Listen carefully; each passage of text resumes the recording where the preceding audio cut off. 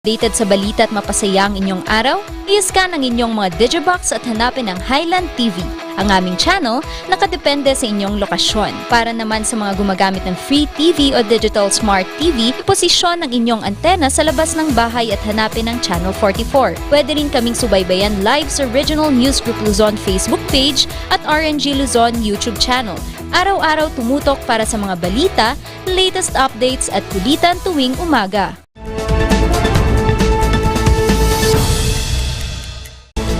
Sa ulo ng mga nagbabagang balita, 4 na rebelde sumuko sa Isabela. Sasakyan nahulog sa bangin sa Kibungan, Benguet. Toneladang palay sinira ng bagyong Florita. Lemon picking sa Tublay, Benguet ipinapakilala. At mga nagwagi sa kauna-unahang chess tournament para sa mga visually impaired, kilalanin.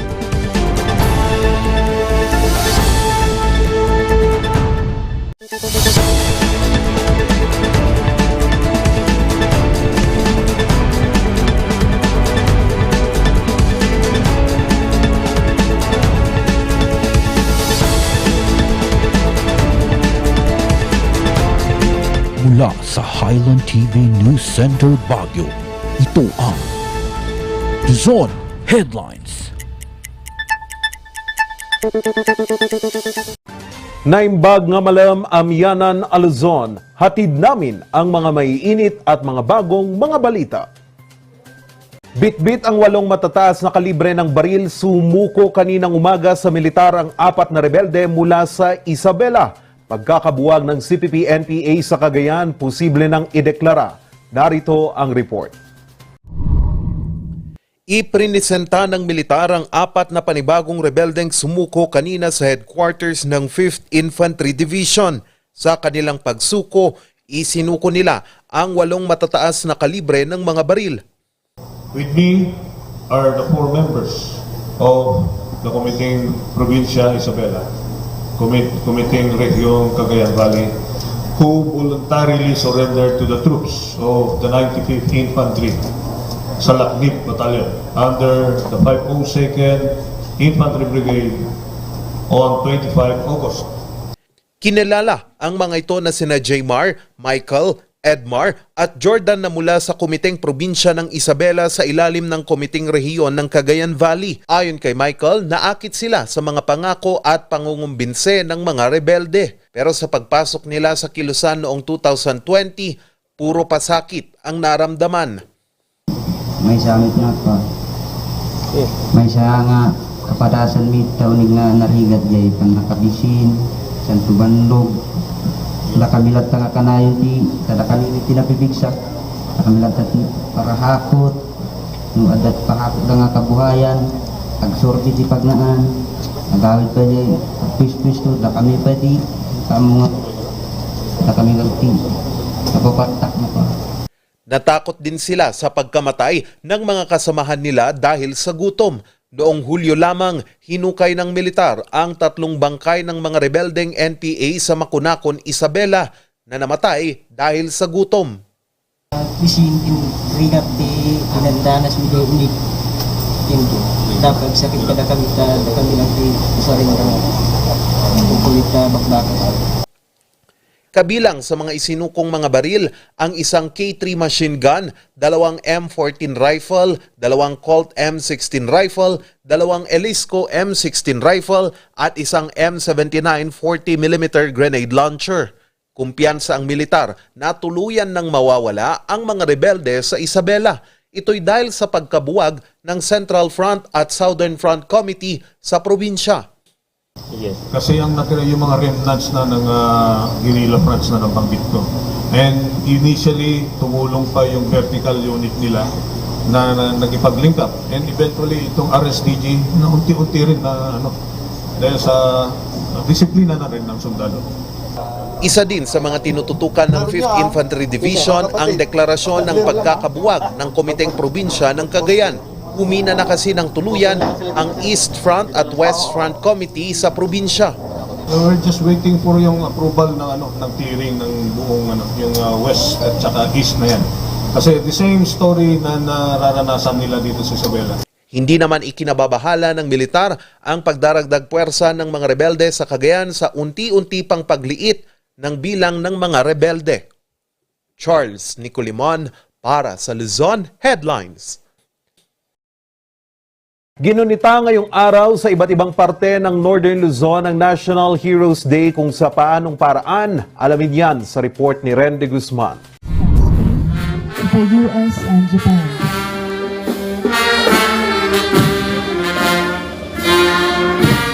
The celebration of National Heroes Day began during the American colonial period. Bilang pag-alala sa kadakilaan at sakripisyo ng mga bayani ng bayan, ginunita ngayong araw ang ika-71 araw ng mga bayani sa bansa.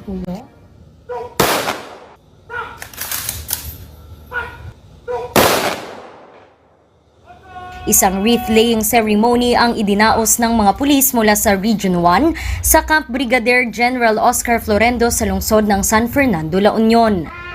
Nagbigay pugay ang mga ito hindi lang sa mga bayaning lumaban sa mga nagdaang gyera laban sa mga mananakop, pero maging sa kanilang mga namayapang kasamahan.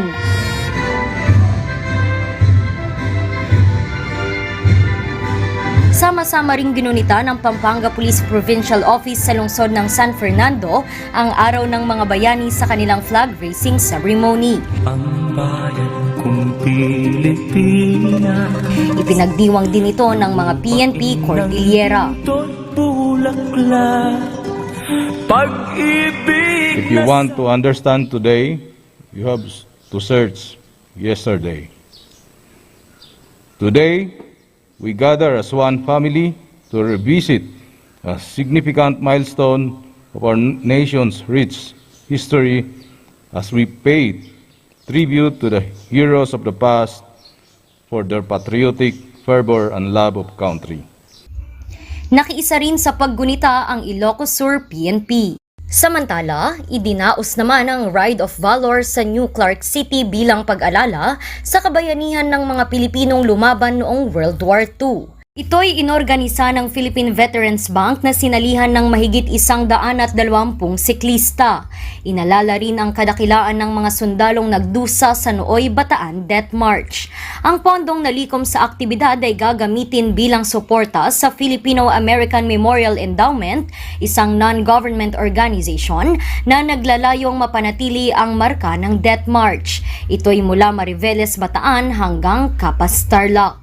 Ren de Guzman para sa Luzon Headlines. Isang sasakyan ang nahulog sa isang bangin sa Kibungan, Benguet. Magbabalita Sofia Pagaduan. Tulong-tulong ang mga miyembro ng PNP, BFP CAR at mga sibilyan sa pag-rescue sa isang aksidente sa Sitio Abubuyan, Barangay Poblasyon, Kibungan, Benguet, 1:40 ng hapon noong ika-27 ng Agosto. Ayon sa report, sugatan ng 4 na miyembro ng pamilya Isong nang mahulog ang kanilang sasakyan sa isang 250-meter na bangin. Nakatulog ma'am, kaya nawalan ng control sa manubila ma'am. Nakilala ang driver bilang si Fillmore Isong Sr., 41 taong gulang kasama ang kanyang asawa na si Bernadette Isong, 39 na taong gulang at 2 menor de edad. Ay, papuntang Trinidad ma'am. From Bacon going to Trinidad. Dinala ang mga naksidente sa Kibungan Rural Health Unit habang ang driver ay inilipat sa Benguet General Hospital. Opo ma'am, tumawag yung asawa niya, nasa stable na daw sila na sitwasyon ma'am. Patuloy pa ring pinapayuhan ang mga motorista na mag-ingat sa daan, lalo na sa mga may kurbada at lalong-lalo na rin ngayong tag-ulan. Sofia Pagaduan para sa Luzon Headlines. Toneladang palay ang nasira ng bagyong Florita sa Dingras, Ilocos Norte. Magbabalita Nikki Jane Ganoy. Dismayado ang mga magsasaka sa Dingras, Ilocos Norte dahil sa pinsalang iniwan ng bagyong Florita sa kanilang mga pananim. Mama, marami. Itong hawak kong members, almost 100 members at halos lahat napinsala sa bagyong Florita. Malaking kabawasan yung nasira ng bagyong Florita. Hindi namin may bebenta na o di kaya yung medyo lumalabas pa lang yung uhay, medyo hindi namin mapapakinabangan yon kasi dumapa na katulad nito. Namamroblema rin ang ilan pang magsasaka dahil bukod sa nasira ang kanilang mga tanim, patuloy ang pagtaas ng presyo ng abono. 2 tonelada po. Hindi ko po alam kung makakabawi pa kami ngayon kasi itong mahal ng abono ngayon at mura ng palay. Tiniyak naman ng Department of Agriculture na makakatanggap ang mga magsasaka ng tulong galing sa gobyerno. 577.91 metric ton. Pwede itong ibenta nyo kung may bumili. As usual, pag magsasabit kami ng report noon pang una, kung makikita nila, meron din ma. Subsidy naman na ibibigay, hindi lang sa DA, sa provincial government pa, at saka local government unit pa nandira. Panalangin ng mga magsasaka na wala nang susunod pang malalakas na bagyo na maaaring puminsala pa sa kanilang mga pananim. Nika Jane Ganoy para sa Luzon Headlines. Susunod, lemon picking sa Tublay Benguet, ipinapakilala. Yan at iba pang mga balita, susunod na.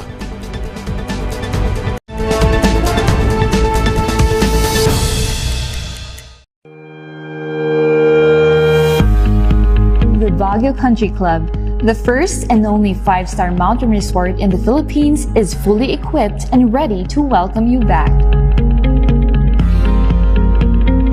The club has thoroughly worked on adapting to the new normal. The usage of any of the facilities and amenities of the club is governed with specific rules, regulations, and procedures in accordance to the medical, physical distancing, and disinfecting protocols. And as you return back here to your second home and make new memories with us, we assure you that at the Baguio Country Club, you do not have to worry because we can assure you that the club continuously puts great importance to the health, safety, and wellness of its members, guests, and employees. Coronavirus. Dahil dito, may mga bagay na hindi mo na magagawa. Ngunit, may katuwang ka. PDA or Pau de Arco Herbal Capsule na may antiviral quercetin at immunity booster. Mag-PDA or Pau de Arco Herbal Capsule araw-araw para iwas sakit, iwas virus. PDA. Proteksyon, depensa, alay sa kalusugan. PDA or Pau de Arco Herbal Capsule is available in all leading drugstores nationwide. Another quality product of Aldrich Corporation.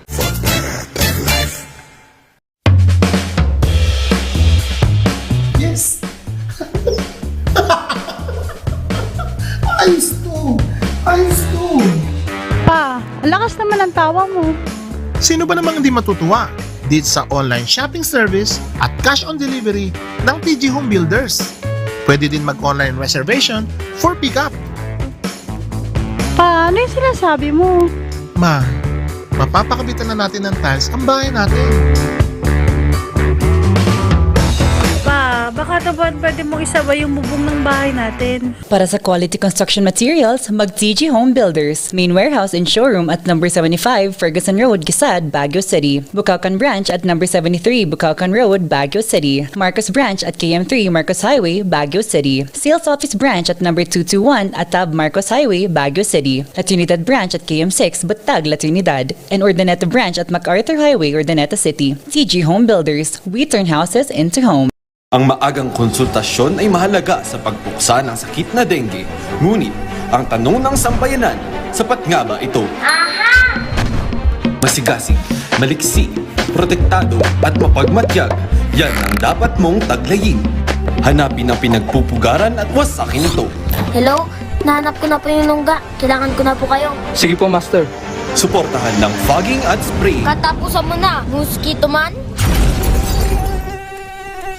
Bulok, maliliit at hindi ba malusog ang inyong mga halaman? Omega Green ang kasagutan. Ihalo lang ang 2 kutsara nito sa isang maliit na container at kaunting tubig. Pagkatapos ay ihalo sa knapsack sprayer at pwede na itong ispray sa mga pananim. Meron itong nitrogen, phosphorus, magnesium, copper at zinc na tumutulong sa pagpapaganda at pagpapabilis ng tubo, pagpapanatili ng nutrisyon, mas malagong mga dahon at panlaban sa mga sakit ng mga halaman. Hindi rin ito nakasasama sa kapaligiran. Pwede rin ito sa kahit anong klase ng halaman, mapa highland crops o lowland crops. Omega Green by Encam Agri-Marketing, the ultimate friend of farmers.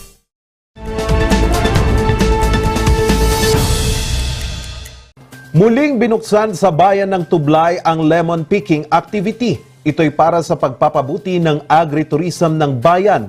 Magbabalita, Sofia Pagaduan. Malapit sa puso ni Tino ang lemon farming. Mula 1998 pa kasi ay nagtatanim na ang pamilya nito.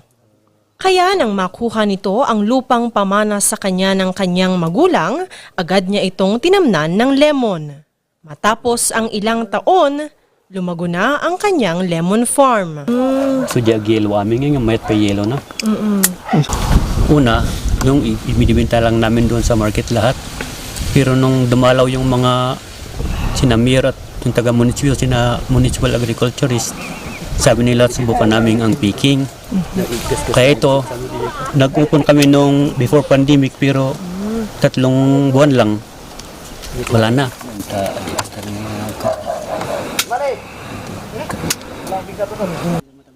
Isa lang ang farm ni Tino sa daan-daan pang mga farms na gustong tulungan ng pamahalaang bayan ng Tublay upang makabangon mula sa pandemya.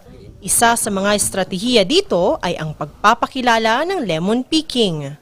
So part ng opening ng launching, formal opening ng lemon picking here in Amando's Lemon Farm ay yung pagpipick nila, yung experience, how to pick, o paano ang harvest ng lemon.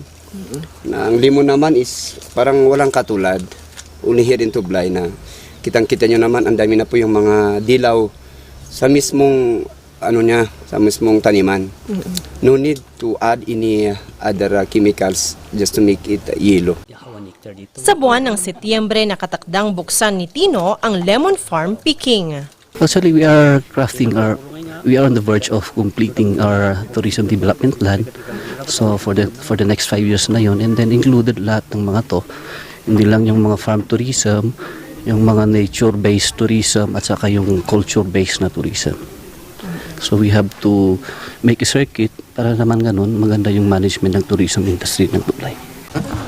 Upang matiyak ang kaligtasan ng mga turista, inoobligang magpabook muna ang mga ito sa Municipal Hall o sa Facebook page ng Amando's Lemon Farm. Umaasa ang Tourism Office ng bayan na dudumugin ito ng mga turista. Daja, nag-document ka, Daja? Sir.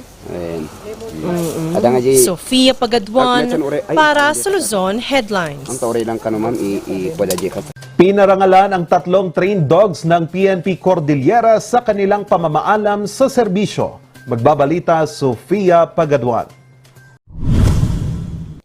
Retired na sina Gordon, Wanda at Bullet, ang 3 magigiting na canine dogs ng PNP Cordillera. At in 2019, si Bullet din yung tumulong para malukit yung mga teenagers na natangay ng tubig dito sa may Lower Wangal. And dito sa may nung Typhoon Maring, siya din yung tumulong dun sa anong may natabunan dito sa Dominican Mirador sa Baguio City. Si Bullet ay naparangalan ng medalya ng kadakilaan ni former President Rodrigo Roa Duterte noong 2018. Si Bullet kasi ang naging tulay upang mahanap ang 4 na nasawi sa pagguho ng lupa sa Barangay Ukab, Itogon, Benguet noong kasagsagan ng Bagyong Ompong.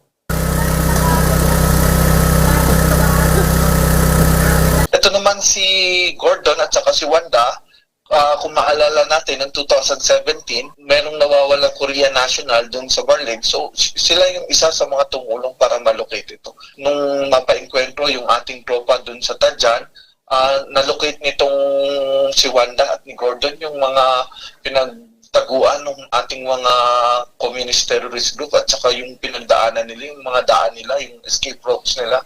So, with that is nakita natin. Bukod pa rito, tumulong din si Gordon at Wanda sa search and rescue o retrieval operation sa pagguho ng lupa sa Sitio Sakrang, Barangay Banawal, Natonin, Mountain Province. Sa pagkahaba-haba ng panahon ng kanilang serbisyo, ang magigiting na asong ito ay nabigyan na rin ng karampatang pahinga nito lamang linggo. They are for adoption but most probably itong mga handlers din nila o yung mga personnel from K9 units, yun na din yung mag-a-adapt kasi syempre sa haba ng panahon na nagkasama sila, may band na yan na nabuo within them.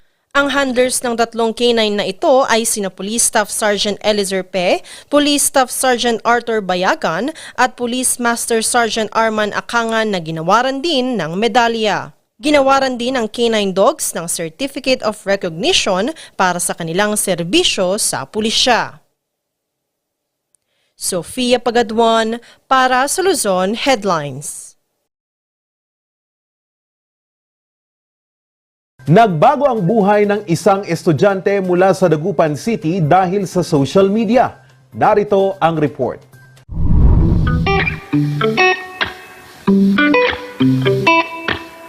You call me all friendly, tell me how much you miss me. Dala ng pagkabagot noong pandemya, sinubukan ni Angela na maghanap ng mapaglilibangan. Dito niya natuklasan ang isang app kung saan maaari siyang mag-livestream.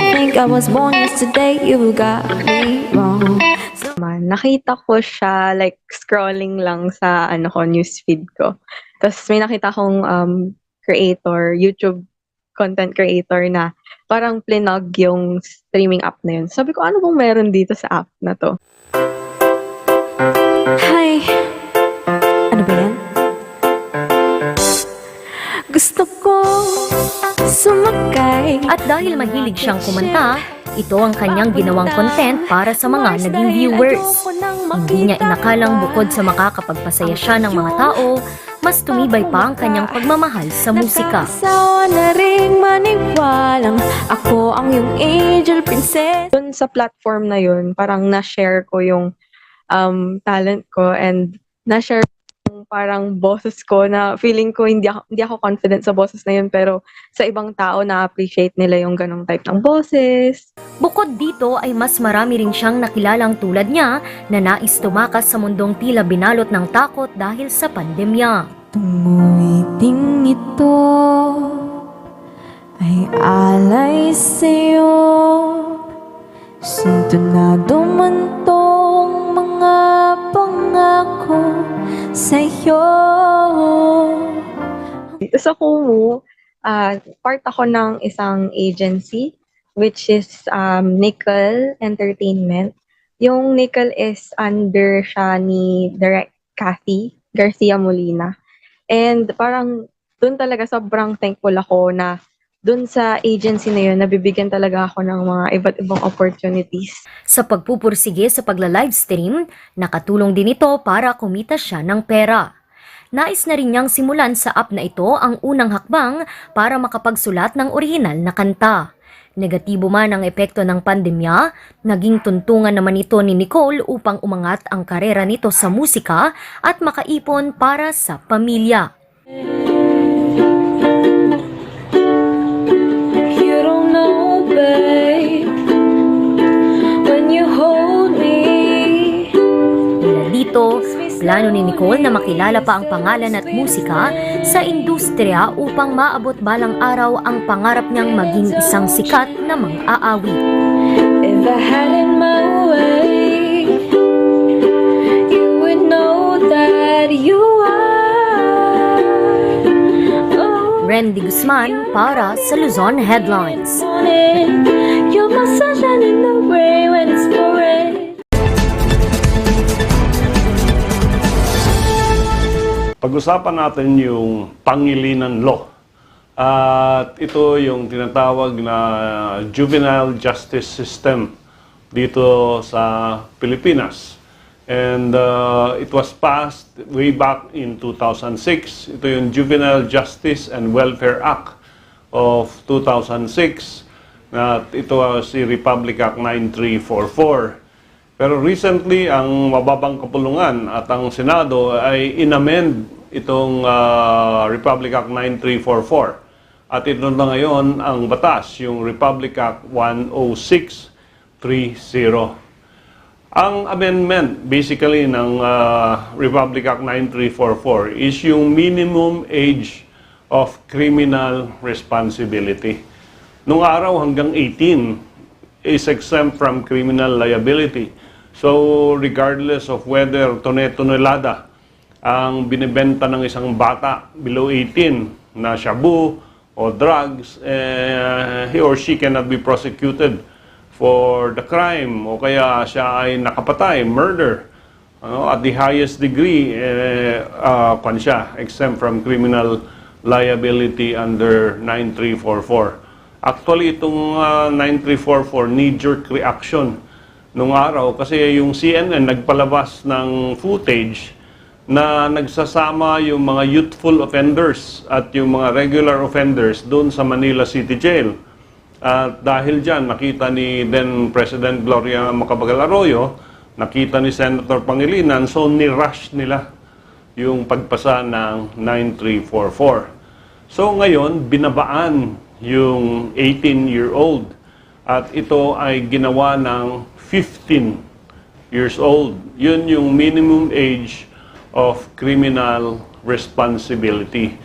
Ang sabi ng batas, a child 15 years of age or under at the time of the commission of the crime shall be exempt from criminal liability. However, meron pa rin mga provisions. Pwede pa rin siyang civilly liable, meron pa rin mga intervention programs na mangyayari dito sa batang ito.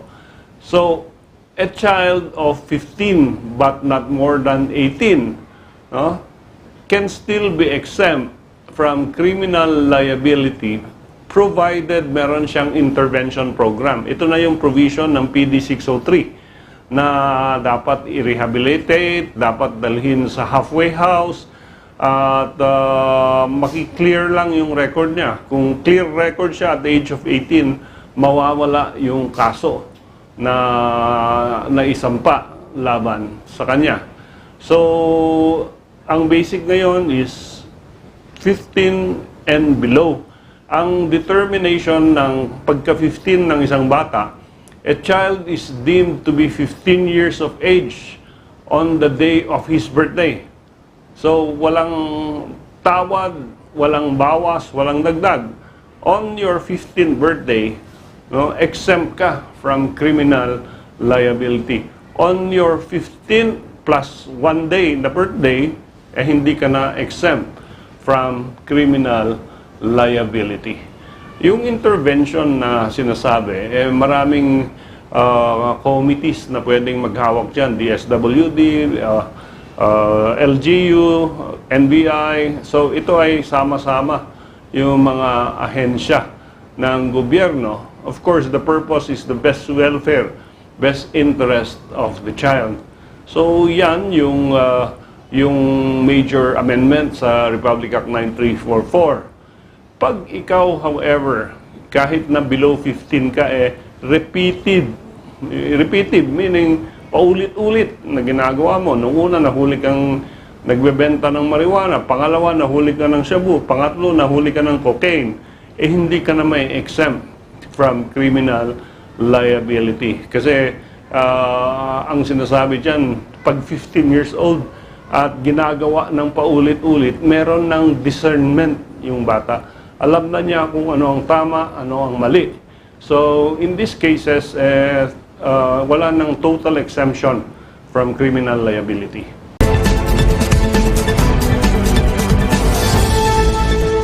Ang bahaging ito ay hatid sa inyo ng Pines Estate and Gaming Corporation. Susunod, mga nagwagi sa kauna-unahang chess tournament para sa mga visually impaired, kilalanin. Ang detalye, susunod na.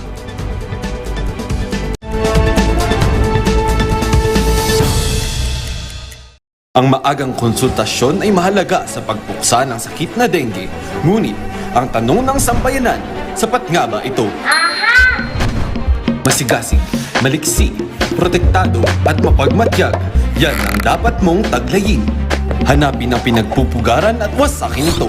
Hello? Nahanap ko na po yung nungga. Kailangan ko na po kayo. Sige po, Master. Suportahan ng fogging at spray. Katapusan mo na, mosquito man.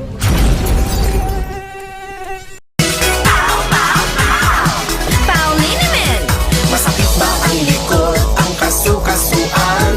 Namimitig o masakit ang iyong kalamnan? May rayuma, arthritis o nahihilo? May stiff neck, flatulence o masakit ang ulo? Sa Pauliniment, ginhaway, garantisado.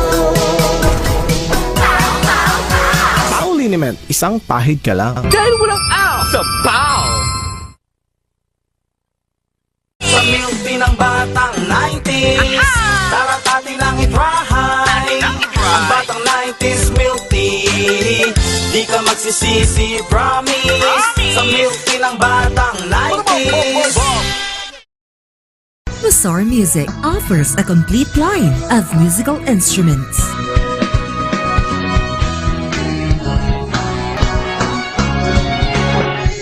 Mazar Music, Baguio's pioneer in online music and art lessons.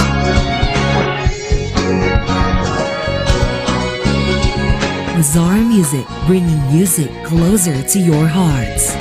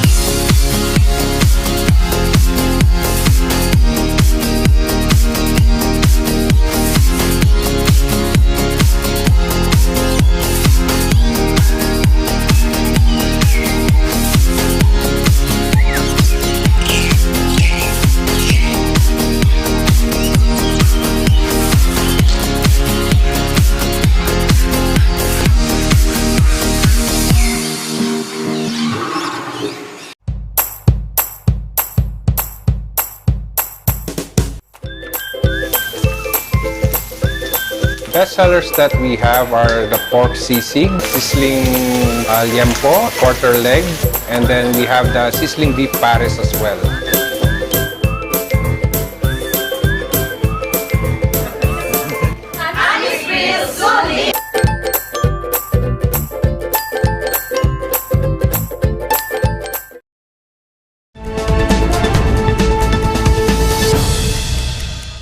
Wagi sa kauna-unahang chess tournament para sa mga visually impaired ang isang bulag na chess player mula sa Tuba, Benguet.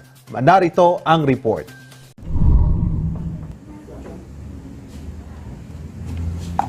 Maingat na kinapa ni Denmark ang mga piyesa ng chess. Nakasalalay kasi dito ang kanyang pagkapanalo o pagkatalo sa kauna-unahang Baguio Benguet Chess Tournament for visually impaired. Mula sa 30 kalaban, nalagpasan niya ang 4 na elimination rounds sa torneo hanggang sa 4 na lang silang natira. Malaking tulong kasi yung yung coach na napapano ay yung internet, yung nagse-search sa YouTube. Okay. Yung mga naririnig ng mga coach doon. Yung mga naituturo nilang mga basic principle ng chess. Kalaban ni Denmark si Thomas Talabis. Sa huling laban nila, na corner ni Denmark ang king ni Thomas. Dahil dito, sumuko si Thomas at idineklarang champion si Denmark. Nagpapasalamat ako na ako ay nanalo kahit hindi ko inaasahan na ako ang manalo, pero nagpapasalamat ako dahil may ganitong competition para sa aming mga visually impaired.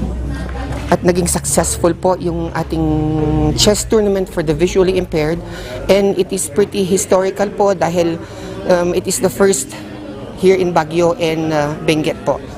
Bilib naman ang mga arbiters sa mga manlalaro, pero malaki ang potensyal ng mga ito na mahasa pa ang kanilang kakayahan at husay sa chess.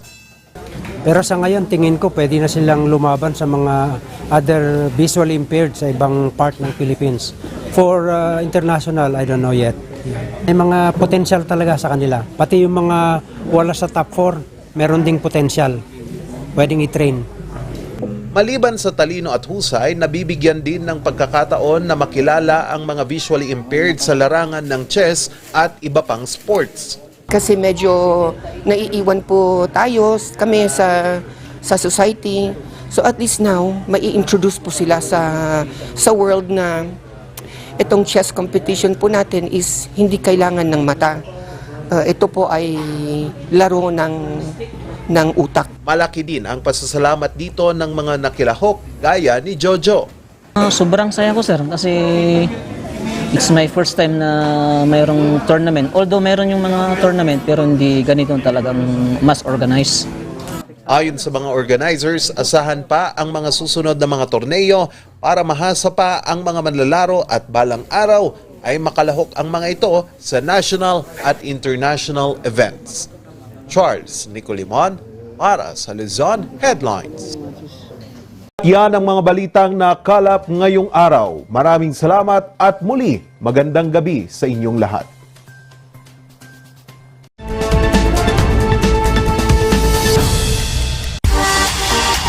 Calling out all business owners. Optimize your sales with Highland TV and the Regional News Group Luzon. Establish